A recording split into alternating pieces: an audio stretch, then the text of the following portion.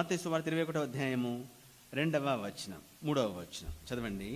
మీ ఎదుటనున్న గ్రామమునకు వెళ్ళుడి, వెళ్ళగానే కట్టబడి ఉన్న ఒక గాడిదయు దానితో ఉన్న ఒక గాడిద పిల్లయు మీకు కనబడును, వాటిని విప్పి నా యొద్దకు తోలుకొని రండి.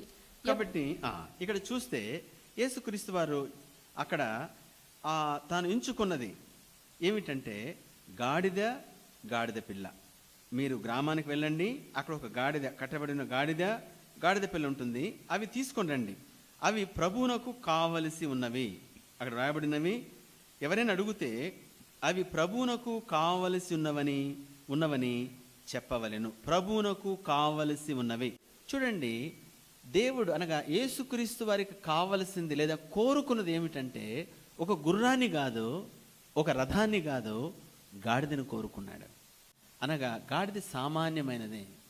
ఆ దినాల్లో బరువులు మోసేది, ఈ దినాల్లో కూడా ఆ యొక్క బట్టలు ఉతికే చాకలి వాళ్ళు ఉంటే ఆ చాకల మూట మోస్తుంది. కాబట్టి ఇక్కడ చూస్తే యేసుక్రీస్తు వారు గుర్రాన్ని ఎంచుకోలేదు, గాడిద పిల్లని ఎంచుకున్నాడు. యేసు ప్రభు కోరుకున్న వారందరూ సామాన్యులనే కోరుకున్నాడు, లేదా సామాన్యమైన వారిని ఎంచుకున్నాడు.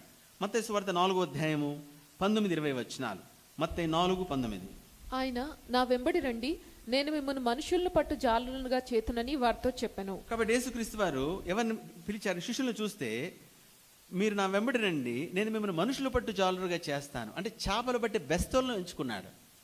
సామాన్యులు అంటే సామాన్యమైన జాలర్లను ఆయన ఎంచుకున్నాడు. అలానే 20 వచనంలో వారు వెంటనే తమ వలను విడిచిపెట్టి ఆయనను వెంబడించిరి. కాబట్టి సామాన్యమైన జాలర్లను ఎంచుకున్నాడు. చూస్తే సరే, ఇప్పుడు మరి గొప్పవారిని ఎంచుకోలేదా? గొప్పవారు అవసరం లేదు యేసు ప్రభువుకు, దేవునికి. అంటే శిష్యులు జాలరులు అయితే అపోస్తలుడైన పౌలు విద్వాంసకుడు. అలానే అంటే మన దాంట్లో చెప్పాలంటే హై కమ్యూనిటీ నుండి వచ్చినవాడు. హై కమ్యూనిటీ అందుకోసం ఆయన చాలా హై అథారిటీతో మాట్లాడుతూ వచ్చాడు. రోమా పౌరసత్వం ఉన్నవాడు, అంటే ఇప్పుడున్న citizenship, green card holder, US green card holder ఉంటే ఎట్లనో అట్లా రోమా పౌరసత్వం ఉన్నవాడు. చాలా అర్హతలు ఉన్నాయి. అంటే పండితుడు విద్వాంసుడు అవసరం లేదా అంటే అదేం లేదు.